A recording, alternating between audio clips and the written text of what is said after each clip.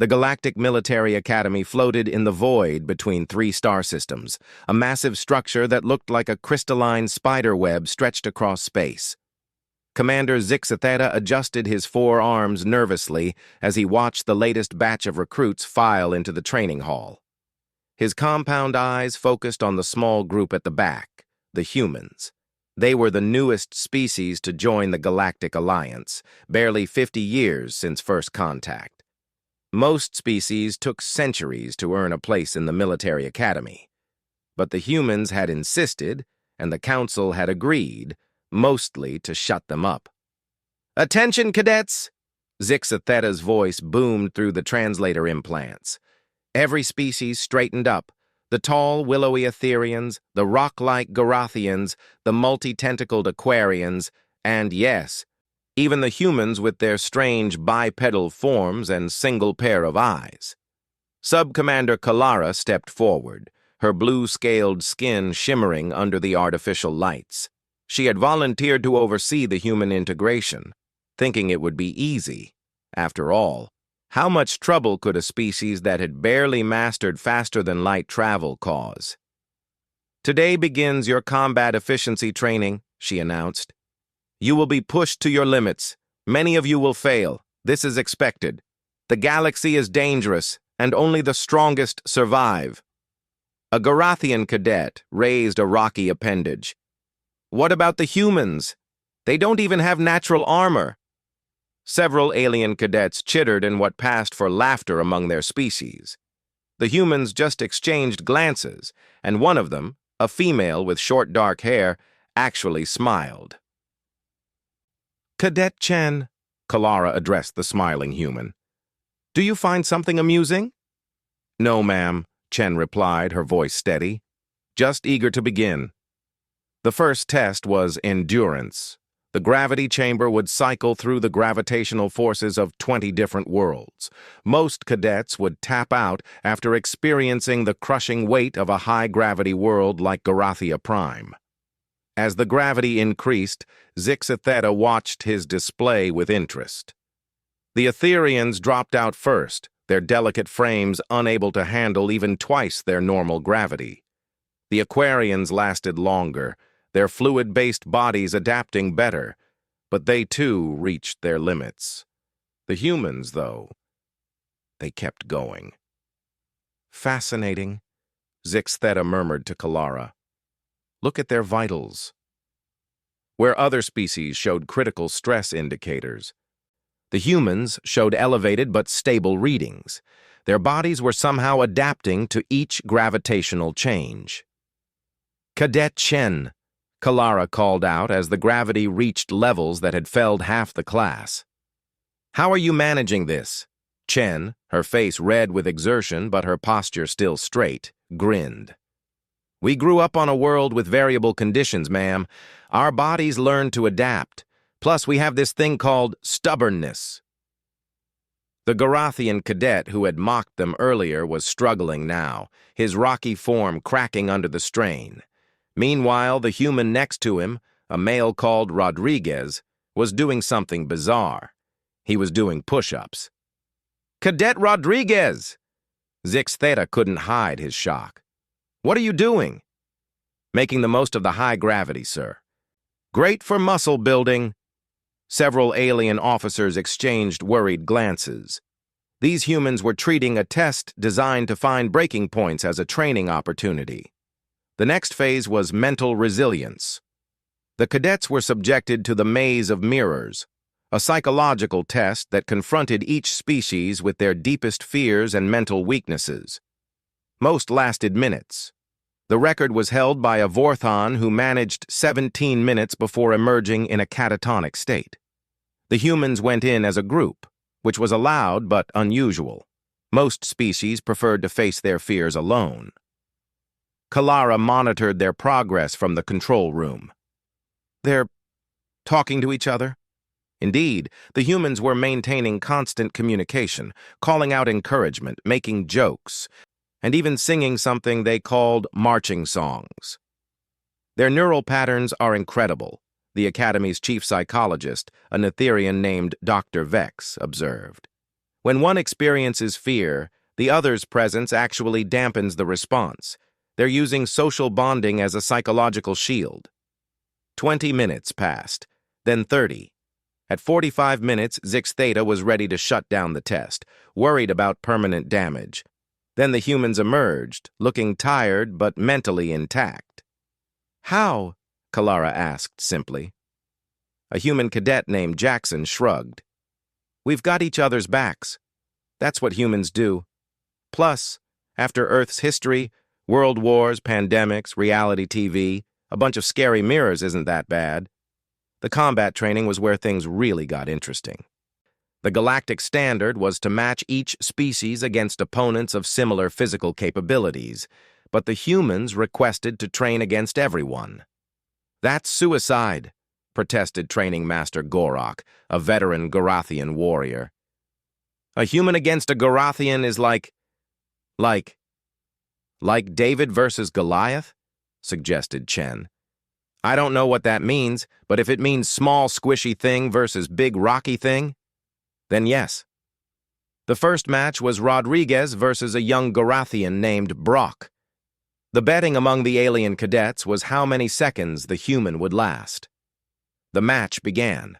Brock charged forward, a moving mountain of rock and muscle. Rodriguez dove to the side at the last second, rolled, and came up behind the Gorathian.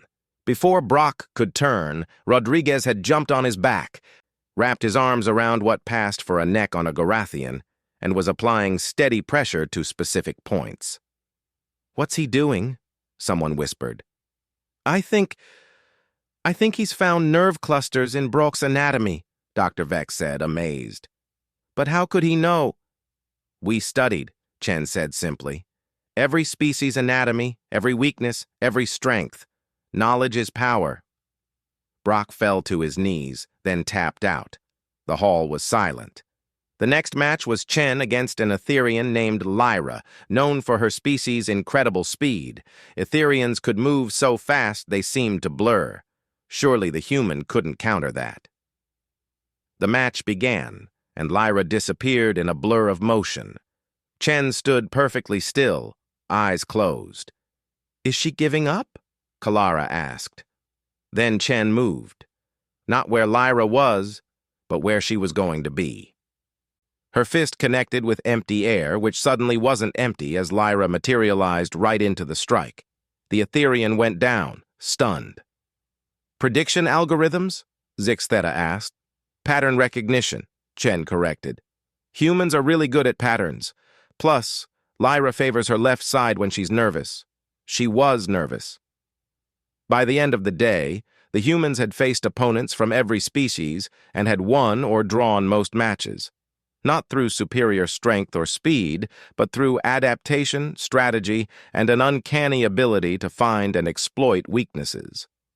During the break, Zix Theta overheard a conversation between two human cadets. "You think we're showing off too much?" asked Jackson. "Nah," Rodriguez replied. "We need to prove we belong here. Plus, wait until they see what we can do in the team exercises." "Team exercises?" Kalara had overheard too. "What makes you think human teamwork will be special?" The humans exchanged those unsettling grins again. "Ma'am," Chen said, "you've seen what we can do individually, but humans, we're pack animals. We're at our best when we work together." The team exercise was a simulated battle scenario. 5 teams of mixed species had to capture and hold strategic points while under fire from automated defenses. The twist was that each team had been assigned one human cadet. Zix Theta watched from the observation deck as the exercise began.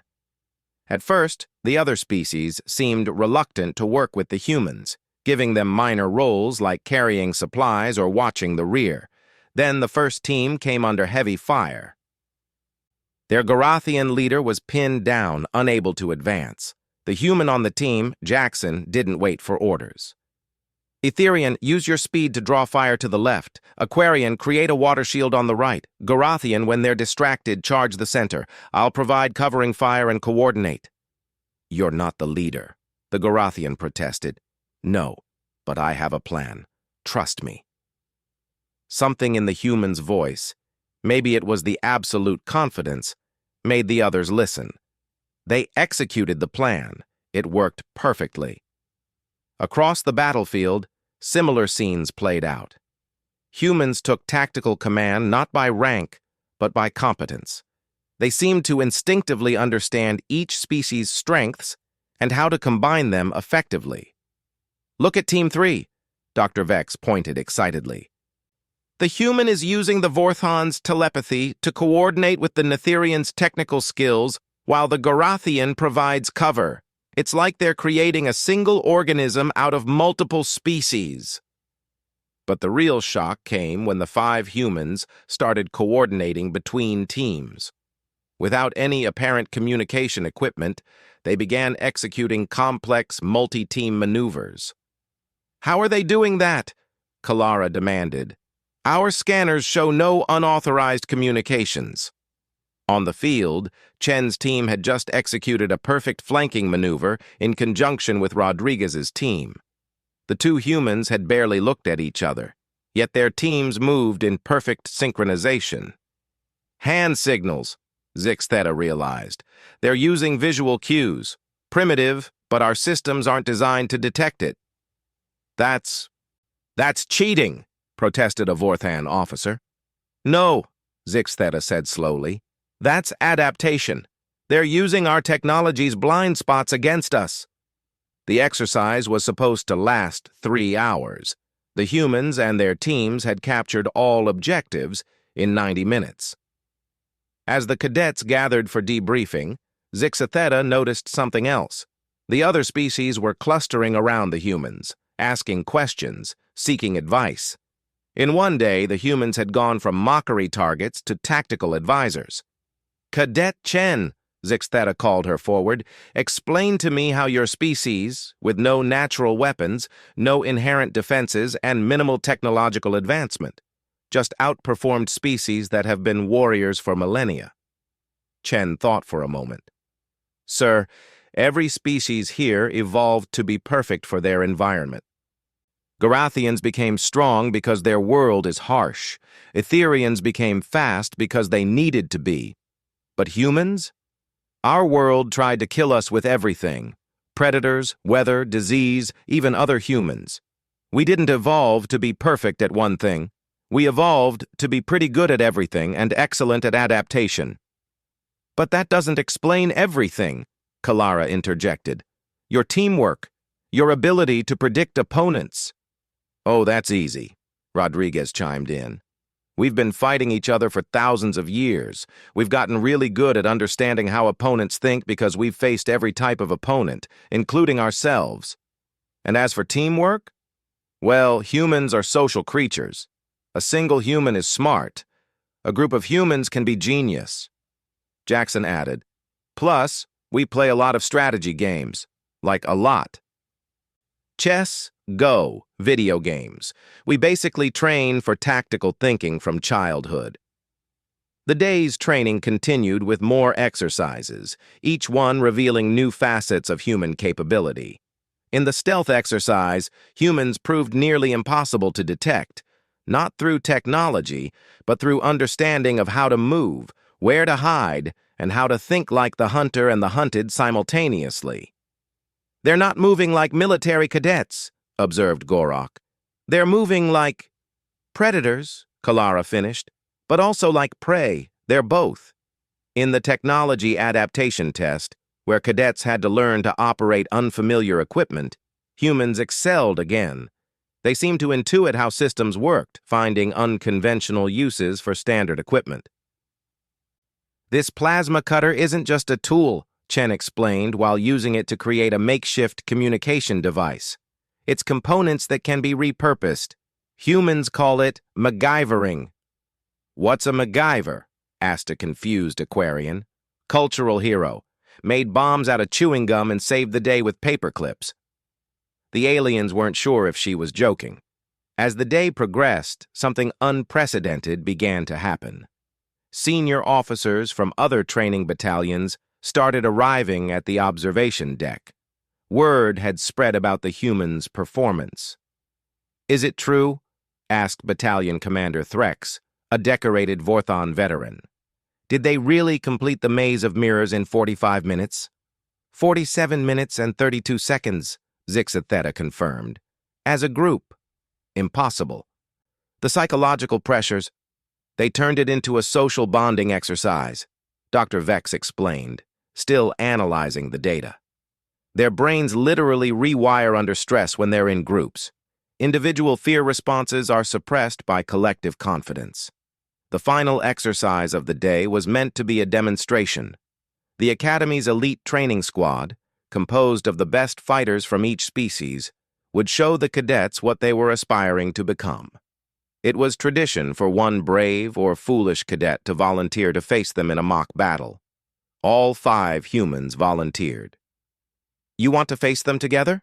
Zixatheta asked. "If that's allowed, sir," Chen said. The elite squad consisted of 7 warriors, each a master of their species' combat style. They had never lost a demonstration match. The battle began in the Academy's largest training arena. The environment could shift between different terrains, simulating various planetary conditions. The elites took defensive positions, confident in their superiority. The humans huddled briefly, then spread out. "What are they doing?" Threx asked. "They're making themselves easier targets by separating." But as the battle unfolded, the strategy became clear. Each human had positioned themselves to exploit specific environmental features. Rodriguez used the rocky terrain for cover and ambush. Chen utilized the water features to create confusion and misdirection. Jackson took the high ground for oversight and coordination. "They're not trying to win through direct confrontation," Kalara realized. "They're turning the entire arena into a weapon." The elites, used to straightforward combat, found themselves constantly off balance. Every time they adapted to one human's tactics, another would exploit the adjustment. It was like fighting water. Applying pressure in one place only made it flow somewhere else. 20 minutes in, the first elite fell, taken down by a coordinated attack where Chen provided distraction, Rodriguez created an obstacle, and Thompson, who had been so quiet everyone forgot about him, struck from an angle no one expected. "How did he get there?" Gorok demanded. "Our sensors didn't track his movement." "Blind spots," the human liaison officer, Major Sarah Collins, explained. She'd been watching from the deck with growing pride. "Humans are really good at finding blind spots, in vision, in sensors, in thinking. If there's a way to be where you're not supposed to be, a human will find it." One by one, the elites fell, not to superior strength or speed, but to tricks, traps, and coordinated attacks that seemed to come from everywhere at once. The humans were using the elites' own strengths against them. The Gorathians' mass became a liability in the muddy section Rodriguez had created by redirecting water flow. The Ethereans' speed was useless when Chen predicted every escape route and had teammates waiting. With 2 elites remaining, something even more unexpected happened. Jackson stood up from his cover and walked into the open. "Is he surrendering?" someone asked. "No," said Major Collins, a small smile on her face. "He's offering single combat. It's a human thing. Sometimes we like to make things interesting." The remaining elites, a Vorthon psychic warrior and a veteran Gorathian, exchanged glances. Honor demanded they accept. Jackson faced the Vorthon first. Psychic attacks that would cripple most minds seemed to slide off him. When asked later, he would say, "I just thought about my grandmother's fruitcake recipe in detail." You ever try to psychically attack someone thinking about measurements of flour and dried fruit? It's really boring. The Vorthan, confused and frustrated, made the mistake of closing to physical range. Jackson, who had been pretending to be affected, struck with precision at pressure points Chen had called out during the battle. The Gorathian was last. Instead of fighting, Jackson did something no one expected. He talked. "You know, you're incredibly strong, best Gorathian warrior I've seen, but you favor your left side when you're tired. And that crack in your chest armor from our earlier engagement, it's grown. Third strike there and you'll have to tap out. But I respect you too much for that. How about we call it a draw? We've both proved our point."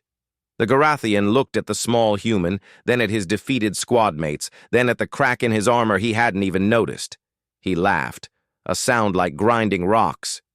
"You humans, you fight with your minds as much as your bodies. I accept your draw, little warrior." The arena erupted. Cadets of all species were cheering, not just for the humans, but for the display of tactical brilliance they'd witnessed. The elite squad, picking themselves up, looked stunned but not ashamed. They'd been beaten by superior strategy, not luck. Zix Theta turned to his fellow commanders. "I think we need to revise our training methods. These humans, they don't fight like any species we've encountered." "They fight like they're having fun," observed Dr. Vex. "Look at their neural patterns during combat. The same regions that activate during play in their young are active during battle. They're literally playing war." Major Collins nodded. "Humans have a saying, 'All's fair in love and war.' We don't really distinguish between winning and winning creatively. If anything, we prefer the creative approach. It's more interesting."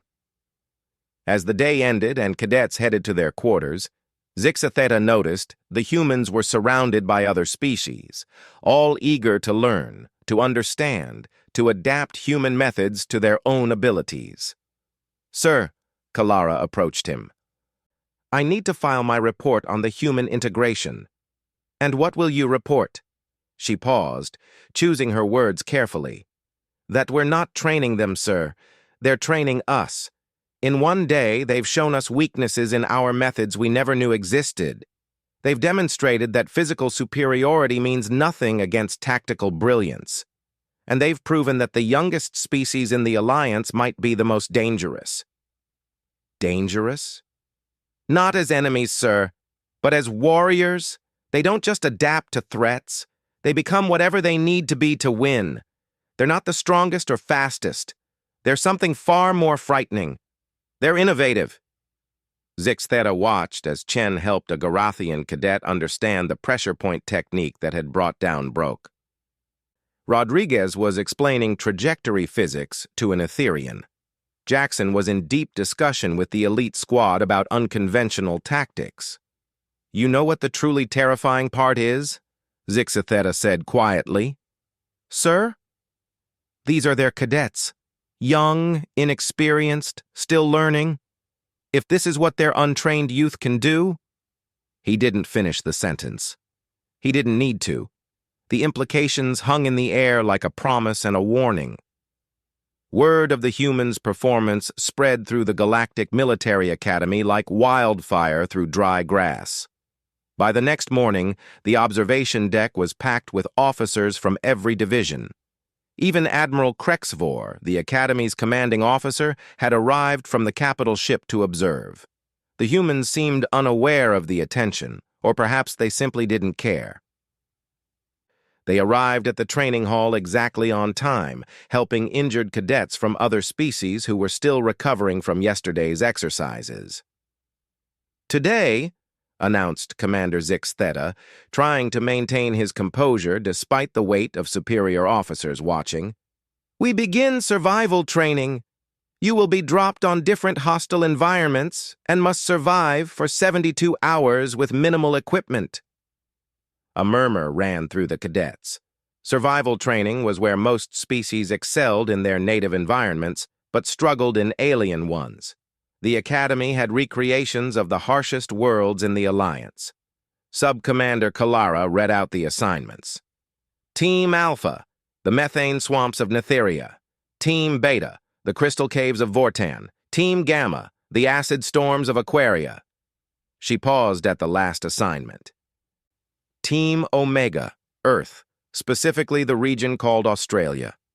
Several officers on the observation deck chuckled. Earth was considered a medium difficulty survival world. Not the easiest, but far from the hardest. Trust the humans to get their home advantage. "Actually," Major Collins spoke up from the observation deck, "you might want to reconsider that assignment."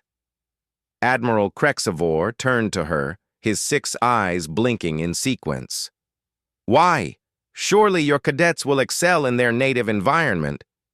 That's the problem, sir. You've chosen Australia. And? Well, sir, Australia is where Earth keeps all the things that are too dangerous for the rest of the planet. It's like, imagine if you took all the deadliest creatures from every world in the Alliance and put them on one continent. That's Australia. The Admiral's tentacles rippled, the Cephalonian equivalent of a dismissive laugh. Major, I think you exaggerate. No single biome could be that hostile. Collins shrugged. Your funeral, sir, figuratively speaking. The teams were transported to their respective environments. Most survival exercises followed a predictable pattern: initial panic, gradual adaptation, and then either success or failure by the second day.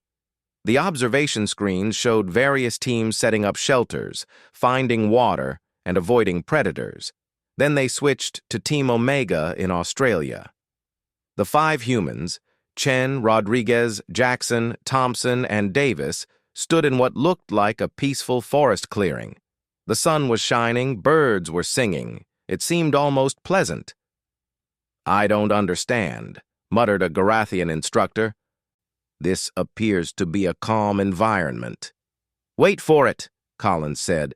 Within 5 minutes, Rodriguez nearly stepped on something and jumped back. Brown snake, everybody watch your step. These things have enough venom to kill 20 Garathians. 20? Dr. Vex quickly pulled up his database. That can't be...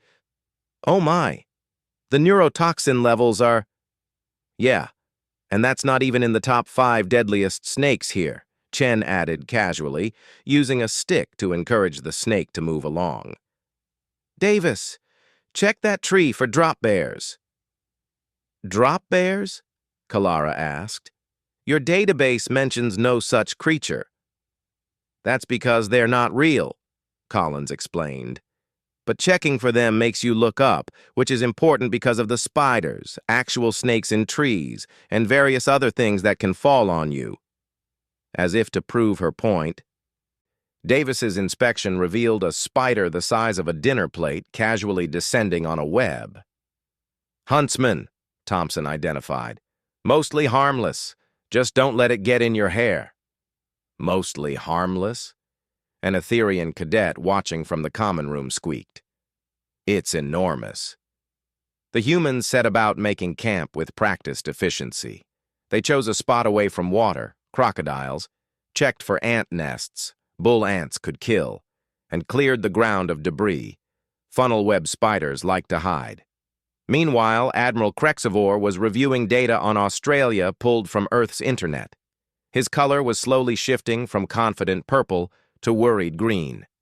Inland taipan, blue-ringed octopus, stonefish, cassowary. These are all real creatures? Oh, yes, Collins confirmed, and those are just the famous ones. Wait until they get to the plants. Ever heard of the gimpy tree? Touch it, and you'll want to amputate the affected limb. The pain can last for months. On screen, the humans were calmly going about survival tasks while maintaining constant vigilance. What impressed the watching officers was not their fear, but their casual competence. They treated the deadly environment like an old, dangerous friend. Movement in the trees, Jackson called out. Sounds big. The team immediately formed a defensive circle. Out of the undergrowth emerged a creature that made several watching aliens step back from the screen. It looked like someone had mixed a bear with a bird and given it claws, designed by a sadistic weaponsmith. Cassowary, Chen identified. Nobody move. They're basically modern velociraptors. The bird, if something that looked like it could disembowel a Garathian could be called a mere bird, studied the humans with intelligent eyes. Then it made a sound that several cadets would later describe as what death sounds like if death was a large, angry bird. The humans, instead of panicking, began to slowly move as a unit, maintaining eye contact while backing away. Rodriguez was making low, calming noises that seemed to confuse the creature. Is he... Is he trying to communicate with it? Dr. Vex asked. No, Collins explained. He's being boring. Cassowaries attack when threatened or interested. If you're boring enough, they lose interest.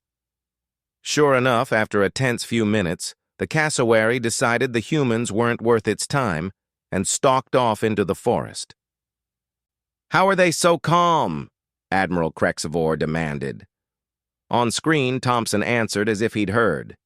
You grow up in Australia, you learn quick. Everything here can kill you, so you just accept it and move on. No point in panicking.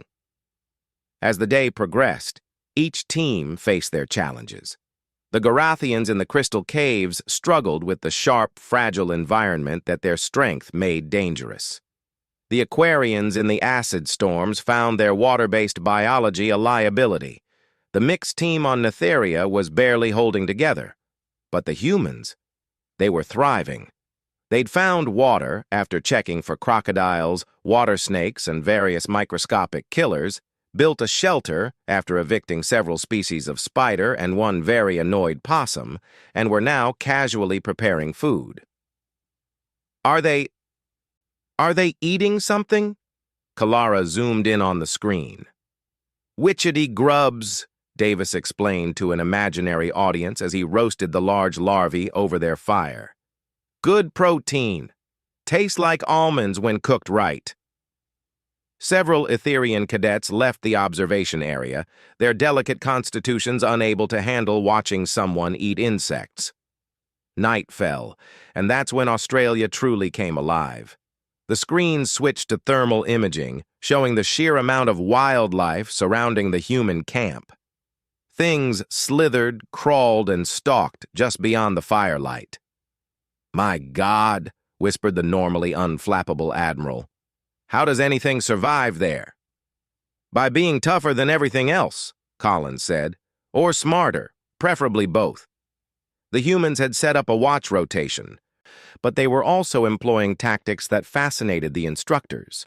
They'd created noisemakers from local materials that would alert them to approaching creatures. They'd spread ash from their fire around the perimeter. Apparently, many creatures didn't like crossing it. They'd even positioned their shelter to use natural features as additional protection. They're not just surviving, observed Commander Zix Theta. They're controlling their environment. Around midnight local time, something triggered one of their alarms. The humans were instantly alert, weapons improvised from stones and sharpened sticks at ready. What emerged into the firelight made even the battle-hardened Garathian instructors step back. It was massive, covered in fur, with a face that looked diseased and jaws that could clearly crush bone. Tasmanian devil, Chen identified calmly. Probably smelled our food. The creature let out a sound that was part scream, part growl, and part something from nightmares. Its red eyes reflected the firelight as it showed teeth that looked designed for nothing but destruction. Nobody move, Rodriguez whispered. They're mostly scavengers. It's just investigating. Mostly? Jackson muttered back. Well, sometimes they eat things that are still moving, but usually they prefer already dead things. That's not as reassuring as you think it is. The devil circled their camp, making sounds that would have sent most species running. The humans held their ground, occasionally making noise to keep it at a distance, but not enough to provoke an attack. Finally, Chen had an idea. She took some of the cooked grubs and tossed them away from the camp.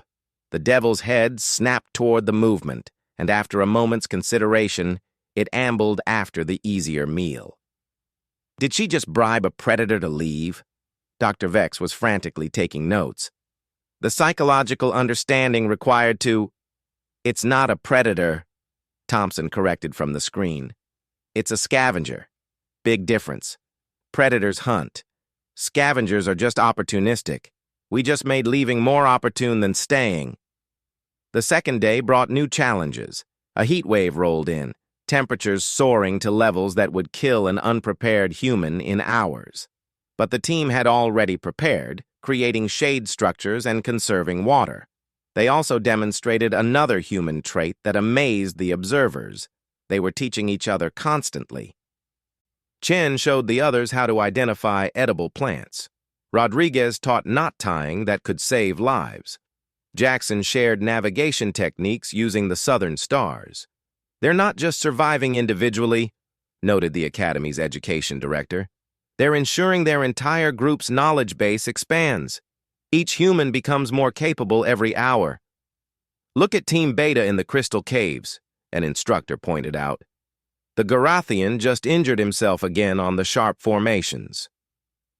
Indeed, the other survival scenarios were showing the limitations of single-species adaptations. The Garathian's strength was a liability in the delicate crystal caves. The Etherian's speed meant nothing in the thick methane swamps. Each species excelled only in environments similar to their homeworld. But Australia was teaching the opposite lesson. The humans succeeded not despite the hostile environment, but because they expected hostility and adapted accordingly. On the morning of the third day, something extraordinary happened. A bushfire started in the distance, not uncommon in the Australian bush. Most species would flee. The humans had a different response. "Fire's moving northeast with the wind," Jackson observed. "We need to create a fire break." They immediately set about clearing a section of ground, removing all flammable material. Then they did something that made the watching officers gasp. They started their own fire. "Are they insane?" Admiral Krexvor demanded. "Backburning," Collins explained. "Start a controlled fire that burns toward the main fire. When they meet, there's no fuel left and both fires die." Classic Australian bushfire technique. The humans worked with frightening efficiency, controlling their burn with the same casual competence they'd shown with everything else. Within hours, they'd created a safe zone that the approaching fire couldn't cross. "They weaponized fire," a Vorthan instructor said slowly. "They took one of the most destructive forces in nature and turned it into a tool." "That's what humans do," Collins said. "We don't just adapt to threats, we adopt them." As the 72 hours came to an end, the statistics were telling. Team Omega had not just survived, they'd thrived. They'd gained weight from their foraged diet. They'd improved their shelter to the point where it was genuinely comfortable. They'd mapped a significant portion of their area and identified resources for long-term survival. Most telling was their psychological evaluation. While every other team showed significant stress markers, the humans' readings indicated they were actually more relaxed than during combat training. "They're in their element," Dr. Vex concluded. "This isn't survival for them, it's camping." The extraction shuttles arrived to collect all teams. The humans packed up their camp, doused their fire, and even removed traces of their presence, something they called "leave no trace." Back at the academy, the debriefing was unlike any before. Usually, survival training debriefs focused on what went wrong and how to improve. With the humans, it was about understanding how they'd made it look so easy. "Earth sounds like a death world," commented a shaken Aquarian cadet. "No," Chen corrected. "Earth is a teaching world. It teaches you that everything wants to kill you, so you'd better learn fast. Australia is just where Earth keeps its advanced courses." "But how do you not live in constant fear?" asked an Etherian. Rodriguez shrugged. "Fear is just your brain telling you to pay attention. Once you're paying attention, fear's job is done. Then you can focus on solving the problem." Admiral Krexvor called Commander Zix Theta aside. "I'm modifying the curriculum. I want every cadet to undergo Australian survival training." "Sir, with respect, I don't think other species can—" "Not to survive Australia. To learn to think like humans. They don't see hostile environments as obstacles. They see them as puzzles. That mindset, that's what will save lives in real combat." As the cadets headed to their next training session, Advanced Tactics, the instructors huddled to revise their plans. The humans had shown that physical capability meant less than mental adaptability. Now they wanted to see what happened when human thinking was applied to warfare strategy. In the equipment room, Chen was helping a nervous Etherian cadet adjust their gear. "How do you do it?" the Etherian asked. "How do you face death so casually?" Chen paused, then smiled. "We don't face death casually, we face it constantly. Humans have a saying, 'Death smiles at us all we can do is smile back.' Once you accept that everything's trying to kill you, you can focus on the important question, which is, how do we kill it first? Or better yet, how do we make it not want to kill us? Or even better, how do we make it useful? That's human thinking. We don't overcome obstacles, we recruit them." The advanced tactics session was held in the Academy's war room, a massive holographic chamber that could simulate entire battlefields. Traditional military doctrine from a dozen species would be tested. What the instructors didn't know was that the humans had spent their rest period not sleeping, but studying. Every military campaign in the Academy's database, every species' tactical preferences, every historical victory and defeat. They downloaded the entire military history archive, the librarian AI reported. All of it. 17,000 years of warfare across 50 species.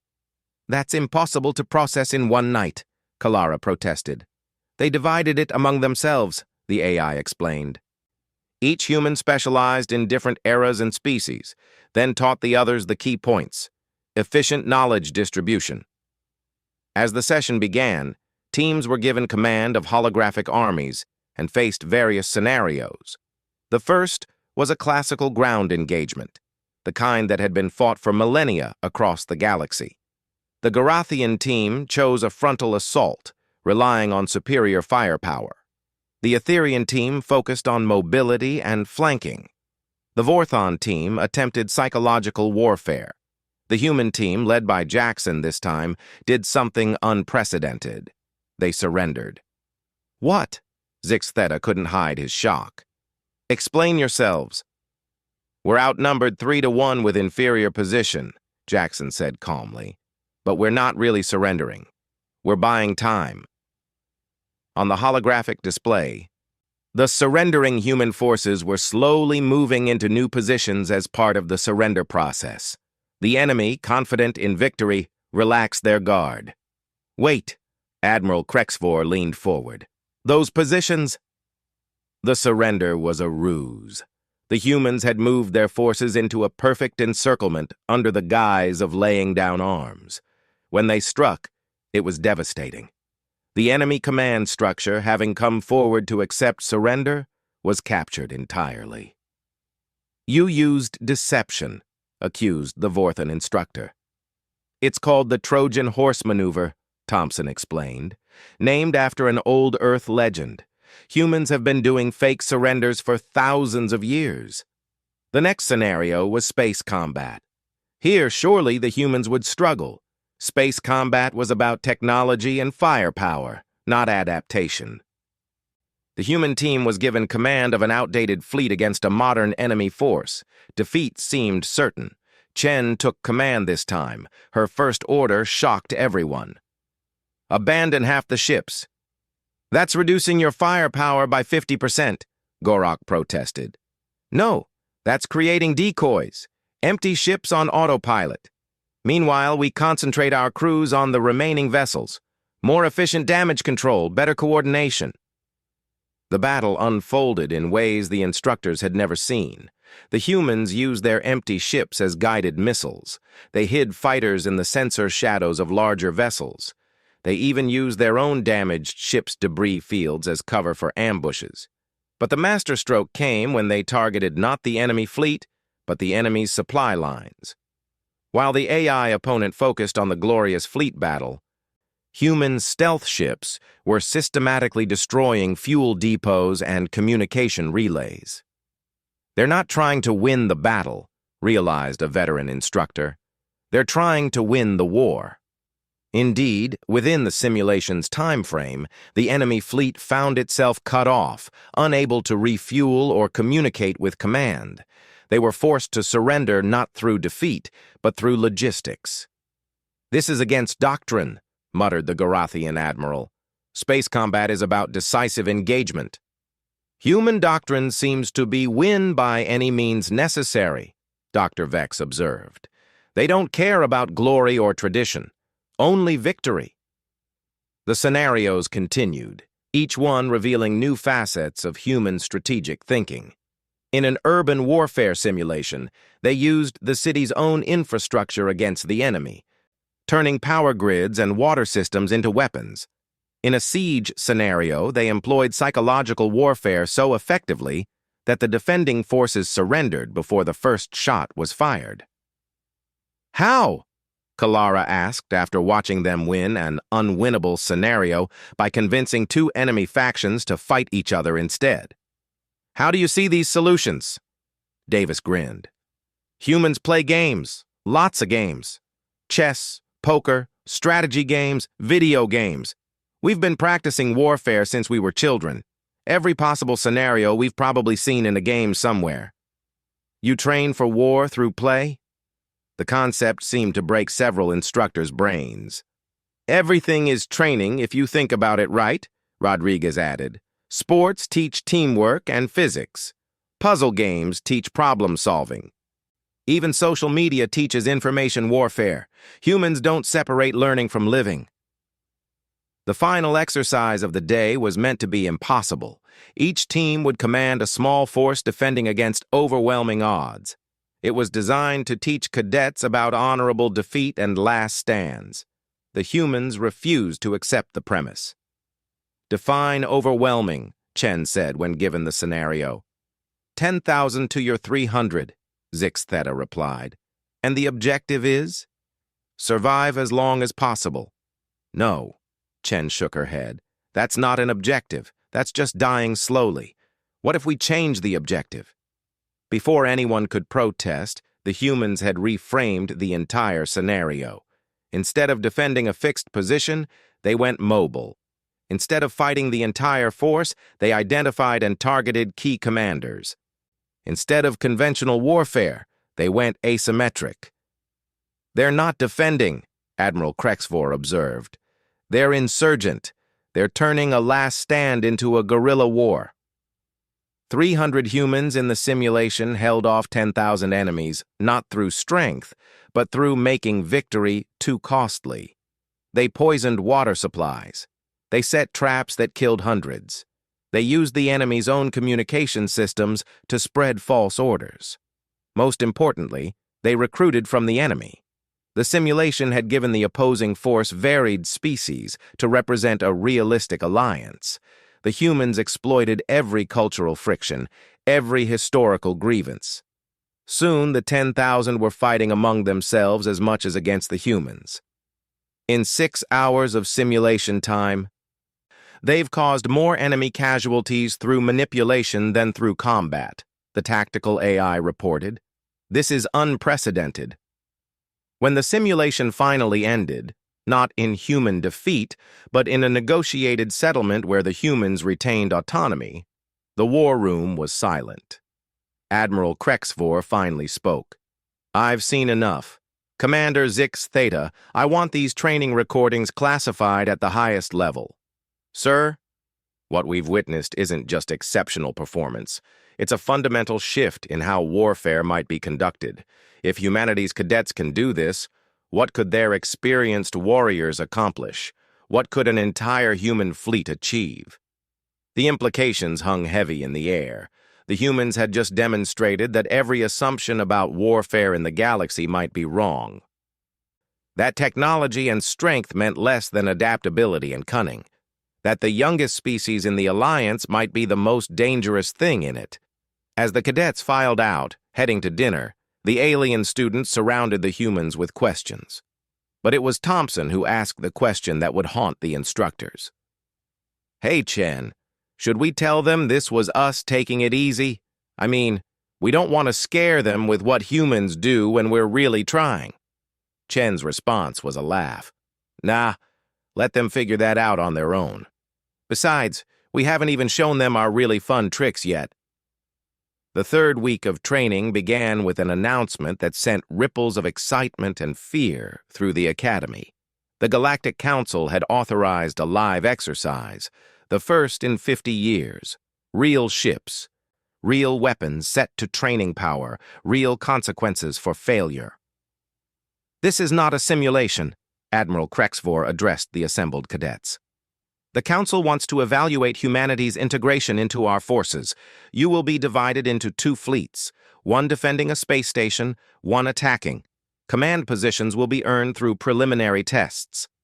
The preliminary tests were brutal. Navigation through asteroid fields, quick-fire tactical decisions, resource management under pressure, technical competence with various ship systems. By noon, the command positions had been decided. To no one's surprise, all 5 humans had earned command roles, spread between both fleets. What did surprise everyone was their first decision. They immediately began recruiting specific aliens for their command crews. "I want Cadet Vrex," Chen announced, choosing the Vorthon who had initially been skeptical of humans. "His telepathic abilities will be crucial for coordination." "Cadet Brock for my tactical team." Rodriguez selected the Garathian he'd defeated in combat. His strength calculations are unmatched. Each human chose their former opponents and skeptics, turning potential rivals into allies. It was a move that Dr. Vex found fascinating from a psychological perspective. "They're eliminating opposition by converting it," he told his colleagues. "It's brilliant. Those most likely to resist human methods are now invested in their success." The fleets were given 24 hours to prepare. The defenders, led by Chen and Rodriguez, had a space station to protect. The attackers, led by Jackson, Thompson, and Davis, had to capture or destroy it. Standard military doctrine said the defenders had the advantage: fixed positions, defensive platforms, shorter supply lines. The humans threw standard doctrine out the airlock. In the defending fleet's planning room, Chen was covering whiteboards with equations and diagrams that made several mathematically gifted species dizzy. "We're not going to defend the station," she announced. "But that's our objective," protested Commander Telleth, a Netherian assigned as her executive officer. "No, our objective is to prevent them from taking the station." "Very different thing. Rodriguez, tell them about castle doctrine." Rodriguez grinned. "On Earth, we learned that castles aren't just walls. They're statements. They project power. So sometimes, the best way to defend a castle is to make attacking it seem like a bad idea." "We're going to make our station too expensive to take," Chen continued, "not through defense, but through offense. We attack first." Meanwhile, in the attacking fleet, Jackson was having an equally unconventional planning session. "Forget the station," he told his bewildered staff. "It's bait. Chen knows we have to take it, so she'll use that against us. Our real objective is to make them come to us." "How?" asked Sub-Commander Kalara, who'd been assigned to observe. "Psychology. We threaten something they care about more than the station. Davis, what's the most important thing to a military force?" "They're people," Davis responded immediately. "You can rebuild stations. You can't replace experienced crews." "Exactly. So we create a situation where they have to choose, save the station or save their people, and humans always choose people." Both fleets launched their preparations. The observers noted something interesting. While other species focused on weapons and shields, the humans spent most of their time on communication systems and sensor arrays. "Information is ammunition," Thompson explained to his crew. "No more than your enemy, and you're halfway to victory." The exercise began at 800 hours. The attacking fleet emerged from hyperspace in perfect formation, weapons hot, shields at maximum. They expected to find the defending fleet arranged around the station. The station was empty, no defenders in sight. "It's a trap," someone said. "Obviously," Jackson replied calmly. "The question is what kind?" Thompson, full sensor sweep. Davis, Prepare contingencies 1 through 7. In the defending fleet, hiding in the sensor shadow of a nearby moon, Chen watched her opponents react. "They're being cautious," Vrex reported, his telepathic senses picking up emotional echoes even at this distance. "Jackson suspects the ambush." "Of course he does. He's human. He'd do the same thing. Rodriguez, initiate Phase 2. What happened next broke every rule of space combat. The defending fleet didn't attack. Instead, they sent a message, a distress call from a civilian transport allegedly caught in the crossfire, requesting immediate assistance. "It's fake," Thompson's sensor operator reported. "No civilian ship matches those signatures." "Obviously," Jackson agreed, "but now we have a problem. If we ignore it, we look like the bad guys. If we respond, we split our forces." Classic human dilemma. Do the right thing or the smart thing? "What do we do?" Kalara asked. Jackson smiled. "We do both. Davis, take half the fleet to rescue those civilians. Make it look good. Meanwhile, we'll spring their trap with the other half." The battle erupted on multiple fronts. Chen's ambush caught the reduced attacking fleet, but Jackson had expected it. His ships scattered in a seemingly chaotic pattern that was actually precisely calculated. "They're running?" a Garathian gunner asked. "No," Chen realized. "They're hurting us. All weapons, defensive positions now." Davis's rescue fleet had circled back, catching the defenders between two forces. But Rodriguez had anticipated this, leaving his own reserve force hidden in the debris field of a destroyed planet. What followed was a battle of move and counter-move that had the observers spellbound. Neither side fought conventionally. Ships pretended to be damaged to lure enemies close. Debris fields became weapons. Even communication channels were weaponized, with false orders and psychological warfare. "They're not fighting like fleets," Admiral Krexvor observed. "They're fighting like humans playing chess," Major Collins finished. "Three-dimensional chess with explosions." The tide turned when Thompson did something unprecedented. He hacked into the station's systems, not to disable them, but to reprogram them. "You can't do that," protested a referee. "The station is neutral in this exercise." "The station is an asset," Thompson corrected. "Nobody said we couldn't use it, just that we had to capture it intact. Nothing about not borrowing its systems for a bit." Suddenly, the station's own defenses were targeting the defending fleet. Chen found herself having to attack her own objective to prevent it from attacking her. "That's brilliant," she admitted. "Completely against regulations, but brilliant. Two can play at that game. Vrex, remember that back door we found in their communication array? The one that would allow us to—" Oh, that's devious even for a human." "What?" Rodriguez asked. "We're going to make them shoot each other. Vrex, when I give the signal, switch their IFF tags. Make each ship appear as an enemy to their own fleet." The battle descended into chaos. Ships were firing on allies. Communications were compromised. Nobody could trust their sensors. In the confusion, small human-led strike teams were boarding ships and taking them from within. "This is madness," Zixtheta said. "There's no strategy here, just chaos." "Controlled chaos," Dr. Vex corrected, studying the patterns. "Look closer. Every action creates a specific reaction. They're not creating chaos randomly. They're using it as a weapon." 4 hours into the exercise, something extraordinary happened. Both Chen and Jackson sent the same message simultaneously. "Parley!" The two fleets pulled back, maintaining defensive positions but not firing. On the observation deck, confusion reigned. "They can't just stop fighting," an instructor protested. "One side must win." "Why?" Major Collins asked. "Who says war has to have a winner?" The two human commanders met via hologram in full view of both fleets. "Nice trick with the station," Chen complimented. "Thanks. The IFF swap was inspired. Lost 3 ships to friendly fire before we figured it out. Sorry about that. So we can keep beating each other senseless, or we could demonstrate something more important than tactics, Jackson finished. You thinking what I'm thinking? Probably. Humans usually are. Let's give them a show they'll never forget. The two commanders turned to their respective fleets and gave orders that would be remembered in Academy history. The attacking and defending fleets merged into one force. Former enemies coordinated their movements. Ships that had been shooting at each other minutes before now flew in perfect formation. "What are they doing?" Admiral Krexvor demanded. His answer came in the form of a message from the United Fleet.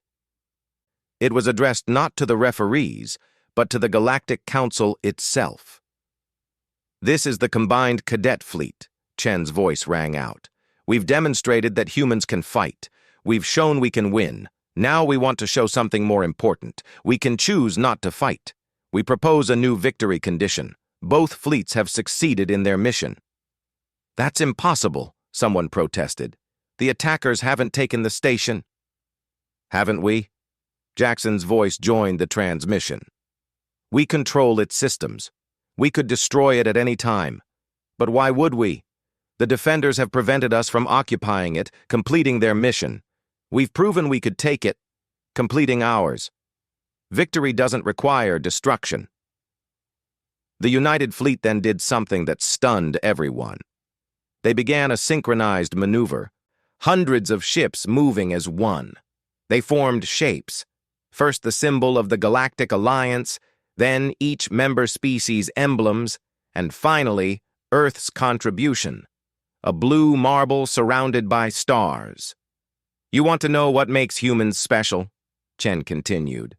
"It's not that we're the best fighters. It's that we know when not to fight. We can find victory in cooperation. We can turn enemies into allies.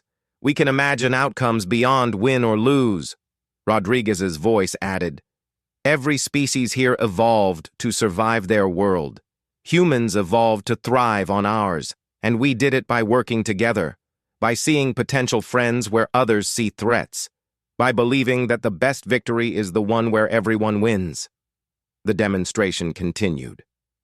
The fleet showed how human coordination methods could enhance every species' natural abilities: Etherian speed guided by human prediction, Gorathian strength directed by human precision, Vorthan telepathy amplified by human communication techniques. "They're showing us our own potential," Dr. Vex whispered.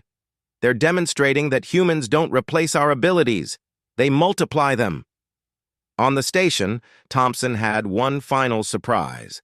The systems he'd hacked came alive, not with weapons, but with music. It was a composition created by Earth's greatest musicians, but adapted to include harmonics that appealed to every species present.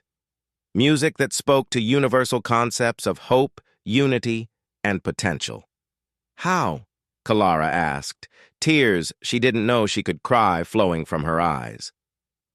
"How does music from your world speak to all of us?" Davis answered from his position. "Because we studied you. All of you. Your music, your art, your dreams. Humans don't just adapt to survive. We adapt to understand, to connect, to make beautiful things together." The exercise officially ended in an unprecedented draw. Unofficially, it ended with something far more significant: the complete reimagining of what military force could be. Admiral Krexvor called for silence in the observation deck. When he spoke, his voice carried the weight of decades of military service. "I've commanded fleets in 12 major wars. I've seen victories that shaped the galaxy, but I've never seen anything like this. These humans, they don't just change tactics, they change the game itself." He turned to Major Collins. "I'm recommending immediate full integration of human personnel at all levels of the Alliance military. Not because they're the strongest warriors, but because they might help us become something more than warriors." The debriefing that followed was unlike any before. Instead of analyzing victory and defeat, they analyzed potential. How human methods could enhance each species. How cooperation could achieve what competition couldn't. how the youngest members of the Alliance might teach the oldest new ways of thinking. "I withdraw my earlier concerns," Commander Zixatheta announced formally. "Humans are not dangerous because they're unpredictable warriors. They're transformative because they see possibilities we miss. They don't just adapt to the galaxy, they help the galaxy adapt." Chen stood before the assembled cadets and officers. "We have a saying on Earth: if you want to go fast, go alone. If you want to go far, go together. The galaxy is vast. We have far to go. Let's go together." The weeks that followed saw radical changes in the Academy. Mixed species teams became the norm. Human cadets were assigned as advisors to different groups, not to lead, but to help each species discover their own untapped potentials. Combat training incorporated human unpredictability. Survival courses added human adaptability. Tactical simulations included human creativity. But most importantly, conflict resolution added human diplomacy. The radical idea that sometimes the best victory was the one where nobody lost. "You know what the most dangerous thing about humans is?" Cadet Vrex asked during a late-night study session. "What?" Brock responded, looking up from the human military history he was reading. "They make you believe in yourself, in possibilities, in the crazy idea that the galaxy could be better. That's their real weapon, hope." Chen, overhearing from the next table, smiled. "Not hope, faith, faith in each other, faith that together we're stronger than the sum of our parts, faith that the future doesn't have to look like the past." 3 months later, the first mixed species crews graduated from the Academy. Their deployment would revolutionize Alliance operations. Ships with human crew members reported 300% increases in problem-solving efficiency. Diplomatic missions with human advisors saw breakthrough agreements between species that had been enemies for millennia. But perhaps the most significant change was in the Academy itself. A new motto was added, suggested by the human cadets but embraced by all: victory in war, success in peace, excellence in unity. Admiral Krexvor stood in his office, looking at reports from across the Alliance. Incidents of interspecies conflicts were dropping. Trade was increasing. Colonies that had been struggling were thriving after adopting human-inspired cooperation models. "We thought we were training them," he said to Major Collins. "But they were training us. In 1 month, 5 human cadets revolutionized military doctrine that had stood for 10,000 years. Collins nodded. "That's humans for you. We don't conquer. We convert. We don't dominate. We demonstrate. We don't demand respect. We earn it." What happens when more humans join? When there are hundreds, thousands of them in our forces? Collins looked out at the stars, at the vast galaxy that was suddenly full of new possibilities. "Then, Admiral, we stop being the Galactic Military Alliance. We become something new, something better. We become family." In the common room, the human cadets were surrounded by their alien classmates, teaching card games, sharing stories, learning languages, and building friendships that would reshape the galaxy. They had come as the newest, weakest species in physical terms. They were leaving as the catalyst for the greatest transformation in galactic history. "Hey, Chen," Jackson called out. "Tell them about that time humans turned a war into a football match." "Christmas truce of 1914, Chen began, and once again, aliens learned that humans' greatest strength wasn't in how they fought, but in how they could choose not to. The Academy's final report on human integration was classified at the highest levels, not because it revealed weaknesses, but because it revealed potential that could destabilize the balance of power if misunderstood. The conclusion was simple. Humanity's integration is not just successful, but essential. They show us not what we are, but what we could become. Recommend immediate expansion of human recruitment. The galaxy needs what they offer, not weapons or tactics, but perspective. They see with eyes unclouded by millennia of tradition. They think with minds unbound by what has always been. They act with hearts that believe in what could be. In conclusion, we thought we were training warriors. We were wrong. We were training architects of a better future. The story of the 5 human cadets who made alien officers surrender their preconceptions spread throughout the Alliance, not as a tale of conquest, but as a promise. A promise that the newest members of the galactic community brought something more valuable than technology or military might. They brought the one thing the galaxy needed most, the ability to imagine it differently. And in the end, that made all the difference.